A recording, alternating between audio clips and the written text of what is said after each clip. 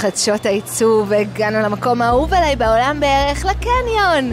ועכשיו אנחנו בקניון רמת אביב, בפופ-אפ של חנות עיצוב לפריטים באמת באמת ייחודיים לבית כסורלה. ובואו תראו את 3 הפריטים שאנחנו בחרנו, שהולכים להיות הדבר הבא על שולחן החג שלכם.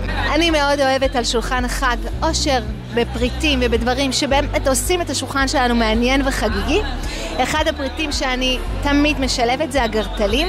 יש לנו פה צמד הגרטלים, שגם אם נשים אותם ככה סתם ריקים, וגם אם נבחר למלא בהם פרחים, השולחן יהיה חגיגי ומיוחד. הפריט הבא שלנו הוא למעשה טרנד שנכנס אלינו, הוא מחזיר אותנו לשורשיות, לעולם האבן, וזה באמת פריטי עיצוב שעשויים מאבן טבעית. הם כבדים, אבל שווים את הכובד. והפריט השלישי הוא פריט מרגש, לא פחות.